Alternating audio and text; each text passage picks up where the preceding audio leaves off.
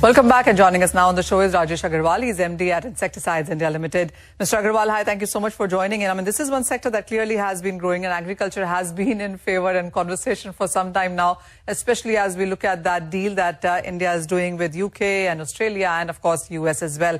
But what is your sense on the numbers? Because we're looking at India's role rising within this segment. There are various reports also suggesting that the global numbers also would continue to gain up. There are various reports to that effect as well. But your sense on India's role within that? There are two aspects. Actually, number one is the domestic aspect, because I believe that when in India more than 50% people are involved in agriculture, so there is a very good scope of expansion within the country, because the demand is rising as the awareness goes up, as the demand for food goes up, because the population is rising at such a scale. So with the awareness and the population, ultimately the demand for the all agri input is going to go up.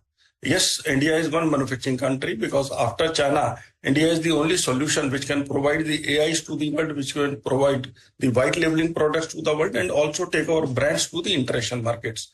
All these FTAs and different agreements what India is going to sign with the other countries are going to give a big opportunity to all the manufacturers in India. It will take some time, because all the products have to get registered. So there might be certain registrations which are going on in these countries. They will get the immediate help. And for other companies, yes, there will be an opportunity to register from India. And when the people of those countries get the product tax-free or at the discounted tariffs, definitely it will be very competitive supplier to those countries. Mr. Agarwal, what is your sense, if you could help us with numbers really, on India market size when it comes to agrochemicals and the kind of growth that we are seeing here? Indian market size has been little stagnant for last 2-3 years with a very minimal growth. So we believe that India's domestic market size is roughly 40,000 crores. And the export is little more than this, which had crossed 50,000 crores at one point of time. But at this moment, people say that the market is somewhere around $9 billion. So it is poised to go to 10 billions. But it will take one more year, I believe, to touch that number. How would you look at India's competitiveness when it comes to the global markets? How would you also look at rules and regulations, policies, that is, because that really tells you on where we would move on, how fast we will move from here?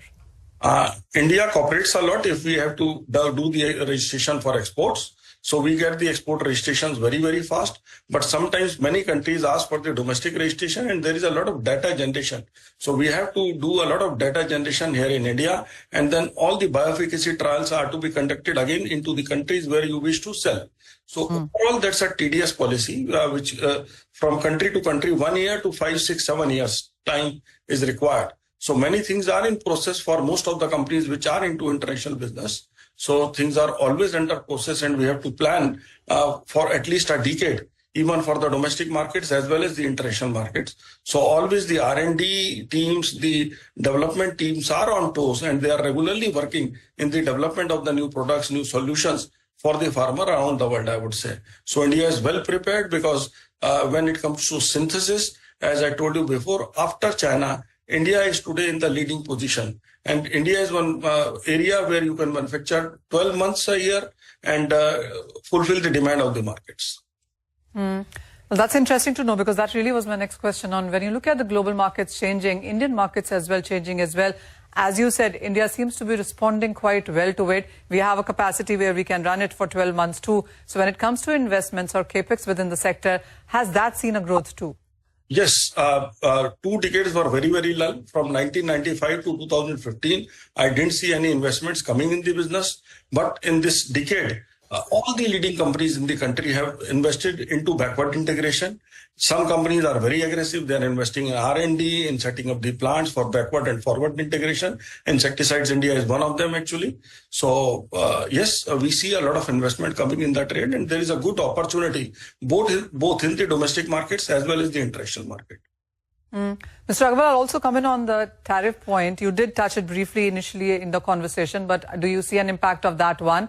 And the second thing is about sustainability, because that really seems high on cards too. Yeah, definitely. Actually, you have to continuously work on innovation. bring the newer solutions. There is pressure over certain generic products, and ultimately the generics will be moving out and the new generation products will be coming in. So farmer need one-shot solution, immediate solution. So these are the demands of the farmer today.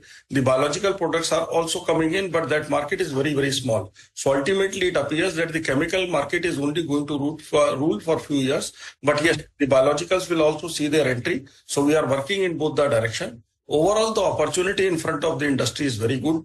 And I would say that the growth will go up. These rains were very, very erratic in the past 2 years. This year, we are seeing going through. So far, everything is positive. The rains are good. The reservoirs are full. So we are seeing the growth at the moment. If that momentum continues for next 2 months, then yes, there will be a big growth actually in first half of this year.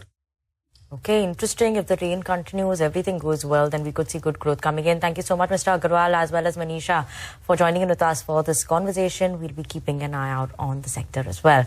But on that note, we're going to slip into a very short break. When we come back, we'll be joined by Habil Khurakiwala, who is the chairman at Wockhardt, to discuss their exit from the US generic business and more about the company as well.